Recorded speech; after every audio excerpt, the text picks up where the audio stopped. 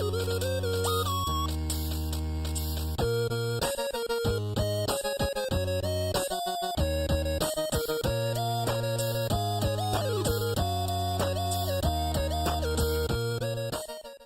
à toutes, bonjour à tous, heureux de vous retrouver sur Comics Party pour une nouvelle émission, une nouvelle vidéo en ce mercredi. Et aujourd'hui la critique sans spoil de Doctor Strange, une émission en deux parties en vérité. Une première partie sans spoiler, une deuxième partie avec spoiler, mais rassurez-vous, vous serez prévenus pour quitter la vidéo à temps pour ne pas vous faire spoiler ce film Marvel Studios qui sort donc aujourd'hui en salle. J'ai eu la chance de le voir en avant-première hier et voici ma critique.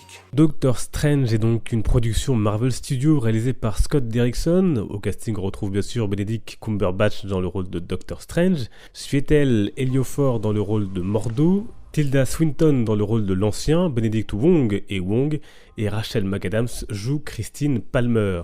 Côté scénario, Stephen Strange est un neurochirurgien réputé quelque peu arrogant.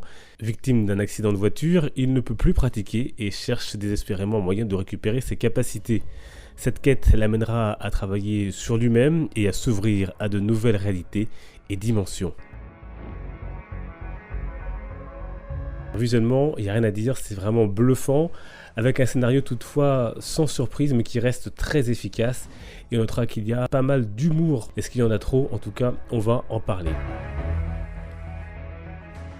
Visuellement, c'est donc un film bluffant, très réussi, et beaucoup avaient fait allusion au film Inception lorsque la bande-annonce était sortie, et effectivement on retrouve, on va dire, des inspirations à ce film, mais on va plus loin que Inception. Je parle bien sûr visuellement, je parle pas philosophiquement, notamment avec des scènes de combat qui se déroulent sur ces lieux qui sont absolument incroyables. Il y a vraiment des scènes qui marquent, comme la première rencontre entre l'ancien et Doctor Strange, avec ce moment que vous avez vu dans la bande-annonce où le corps et l'esprit du docteur sont séparés. À partir de là, donc, il va y avoir une scène qui est tout à fait bluffante et que je vous laisserai admirer dans le film. Les scènes de combat, je vous l'ai dit, sont vraiment bien réalisées. Et le point sur lequel on pouvait émettre des doutes, c'est la représentation de la magie, puisqu'effectivement, c'est l'un des points les plus importants de Doctor Strange dans les comics. Et ils ont réussi à le rendre dans le film. Et ça, c'est vraiment très bien et très intéressant de voir qu'ils ont réussi à rendre cette chose vivante et à la rendre accessible. C'est-à-dire qu'on n'est pas perdu, on n'a pas l'impression d'assister à un délire psycho, je ne sais quoi. Vraiment, ils ont réussi à rendre compte de cette magie. Et ça, c'est important pour les spectateurs qui ne sont pas habitués forcément à lire du Doctor Strange. Donc vous avez remarqué, je continue à dire Stephen Strange, mais dans le film, vous remarquerez que, assez bizarrement, Stephen Strange devient Stephen Strange, et ils ont donc changé le nom pour la version française. Surtout qu'à un moment, donc, on entend qu'ils appellent Stephen Strange, le personnage, alors qu'il est en train d'essayer d'écrire son nom, et on va marquer clairement Stephen. Enfin bon, bref, ça c'est un détail, mais c'est quand même important de signaler. Alors c'est une origin story, comme l'était par exemple parmi les films qui sont sortis récemment dans le MCU, Ant-Man. On respecte plutôt bien les origines du Doctor Strange telles que je vous les ai présentées dans l'émission sur les traces du Doctor Strange. C'est-à-dire qu'on a affaire à un personnage plutôt arrogant, mais pas trop tout de même comparé aux comics. Et on a bien sûr l'accident de voiture qui d'ailleurs est visuellement plutôt bluffant. On a l'accident de voiture qui vient tout bousculer, ce qui fait qu'on a l'impression d'assister au début vraiment à un drame, à une comédie dramatique. Mais vous allez voir qu'il y a quelques libertés quand même prises avec le matériel de base, avec le comics de base de Steve Ditko et de Stan Lee. Alors comme je vous l'ai dit, l'histoire en elle-même est sans surprise. Il n'y a pas vraiment de moment où on se dit « Waouh, je m'attendais pas à ça ». Il y a peut-être un ou deux, mais sans plus. Mais ça n'empêche pas le scénario d'être efficace, parce que le rythme est plutôt soutenu, parce qu'on est attaché, mine de rien, à ce docteur-là. Donc, même s'il n'y a pas vraiment de surprise, mis à part, je vous l'ai dit, visuellement, où on est vraiment bluffé, le scénario est classique et basique, mais globalement, ça reste quand même vraiment intéressant à suivre comme histoire. Je m'attendais personnellement à peut-être moins d'humour, voire pas du tout d'humour dans ce film. On nous parlait d'un film différent et je me disais que ce serait peut-être sur ce point-là, sur le point de l'utilisation de l'humour, que ce film se différencierait des autres qui utilisent quand même dans le MCU beaucoup d'humour. Et finalement, là, on retrouve exactement les mêmes procédés que dans les autres films du MCU, que ce soit Iron Man, que ce soit Thor, etc. Alors, peut-être un peu trop pour certains. Franchement, au départ, j'ai été un petit peu déçu qu'ils utilisent autant d'humour. Et puis finalement, ça passe plutôt bien. Il y a vraiment des blagues qui sont quand même bien trouvées, là, il faut le dire. Mais peut-être que ceux qui s'attendent à un film, le film de la maturité, entre guillemets, peut-être de ce côté-là seront un peu déçus. C'est le ton que le MCU a choisi, au moins là-dessus ils sont cohérents sur tous les films, il y a de l'humour dans quasiment tous les films du MCU. Du côté des personnages, Doctor Strange donc est très bien interprété, vraiment. Benedict Cumberbatch qui fait le rôle, on a l'impression d'avoir affaire devant nous au Doctor Strange. Quand on lui demande d'être arrogant, il sait le faire. Quand on lui demande une petite touche d'humour, il sait le faire. Il a une classe, voilà, avec sa coiffure et la cape et le manteau rouge du Doctor Strange. Il a vraiment le charisme pour être le Doctor Strange. Le rôle de l'ancien également est bien mené et j'ai trouvé ça bien que ce soit une femme qui tienne ce rôle plutôt qu'un homme, puisque c'est un homme dans les comics à l'origine. C'est bien que ce soit une femme parce que dans le MCU, comme dans pas mal de films de super-héros, parfois je trouve que les femmes sont reléguées à des rôles. Donc, voilà, on a Pepper Potts, on a des relations sentimentales, des relations amoureuses, des femmes qui sont reléguées un petit peu au second plan. Et là, que ce soit cette femme qui soit le symbole du pouvoir, le symbole de la magie dans ce film et de la force, ça c'était intéressant et vraiment elle le fait très très bien. Mordo, rien à dire non plus spécialement sur son rôle, il joue plutôt bien même s'il y a quelques surprises, on y reviendra dans la deuxième partie. Quant à Palmer, la collègue de l'hôpital donc du Docteur Strange, c'était un rôle plutôt dispensable, on n'en a pas forcément besoin, elle apporte pas grand chose et ça me fait un peu penser au rôle de Natalie Portman qui joue donc Jane Foster dans Thor. Ça apporte cette touche là que je trouve pas spécialement nécessaire. Quant aux méchants du film, j'ai trouvé plutôt bon visuellement, un petit peu en dessous peut-être dans la prestance, parce qu'ils lui ont collé aussi des traits d'humour et donc du coup ça l'affaiblit un petit peu. Sinon il passe tout à fait. Alors vous aurez des allusions au MCU dans le film, on va y revenir plus amplement dans la partie spoiler, et n'oubliez pas que vous avez donc 2 scènes post-génériques à voir dans le film. Voilà donc pour un avis global sans spoiler sur Doctor Strange, allez le voir, c'est un bon film, un bon divertissement, vous serez je pense plutôt bluffé visuellement.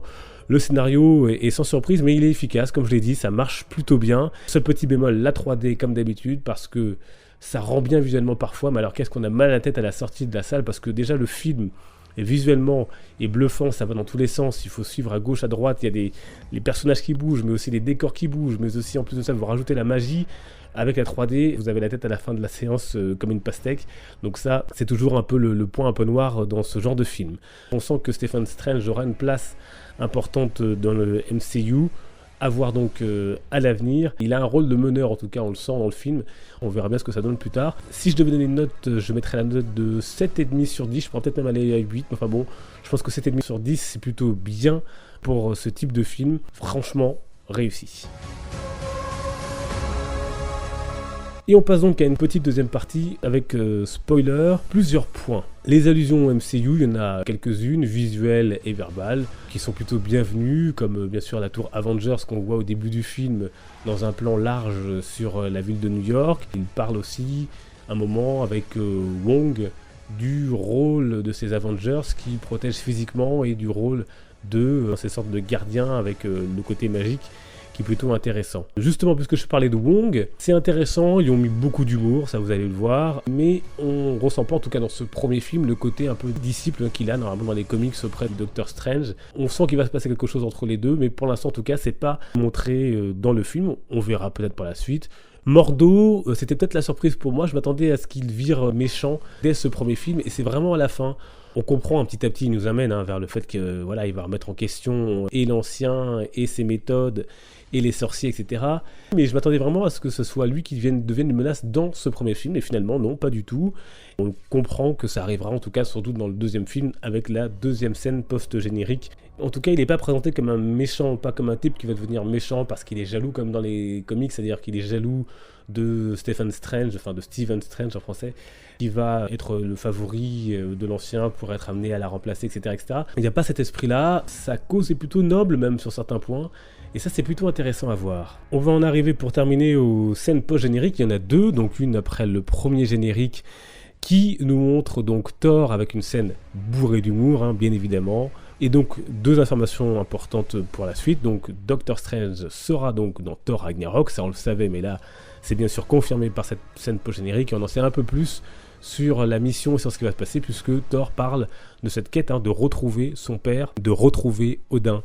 Donc, ce sont les deux informations principales qu'il y a dans cette première scène post-générique, qui était plutôt bienvenue. Et la deuxième scène post-générique, qui ouvre sur un Doctor Strange 2, nous montre Mordo aller rencontrer la personne qui a guéri, en tout cas qui a utilisé la magie et les arts mystiques pour permettre à son corps de tenir alors qu'il était paralysé. Et on le voit aller à sa rencontre et lui retirer justement ce pouvoir. Et donc ça annonce la suite pour le Doctor Strange 2 qu'on verra dans les salles dans les années à venir. Et voilà donc pour la critique de Doctor Strange. Si vous avez vu le film, n'hésitez pas à me dire dans les commentaires ce que vous en avez pensé. Et puis également, si vous ne l'avez pas vu, ce que vous en attendez de ce dernier film de super-héros de l'année, avec cette année très riche qu'on a eue pour les super-héros au cinéma. Et puis, je ne peux m'empêcher de vous rappeler qu'il y a des comics Doctor Strange qui sont sortis ces derniers temps. Parmi ceux-là, je voulais déjà présenter celui-ci, le début et la fin de Straczynski, réécriture moderne des origines de Doctor Strange qui date de 2004 et qui est vraiment bon. Et puis il y a également le dernier Marvel classique qui est sorti ces derniers jours. Je ne l'ai pas encore lu, je vais lire, hein. C'est bien sûr du classique, c'est bien sûr du vintage, comme vous pouvez le voir, hop, sur les dessins. Et je vais voir ce que ça donne également, mais je vous le conseille. Et puis comme dit la pub, il y a ces sortes d'anthologies de Panini Comics Je suis et Doctor Strange, dans lequel vous retrouvez des récits de Doctor Strange vintage et récents, qui est également sorti parmi les nombreux comics qui sont sortis autour de Doctor Strange. Nous on se retrouve dimanche pour une vidéo spéciale Miles Morales et l'Omnibus Ultimate Spider-Man. Ce sera donc dimanche. Il y aura également un live sur la page Facebook dimanche pour parler de la Justice League, puisque le dernier tome est sorti vendredi. On va revenir sur cette grosse saga Justice League New 52. Rendez-vous sur Facebook, Twitter et Instagram, en tout cas, dans tous les cas, pour discuter. Les liens sont dans la description. Merci de votre fidélité, portez-vous bien. À dimanche donc, les comics sont une fête. Ciao.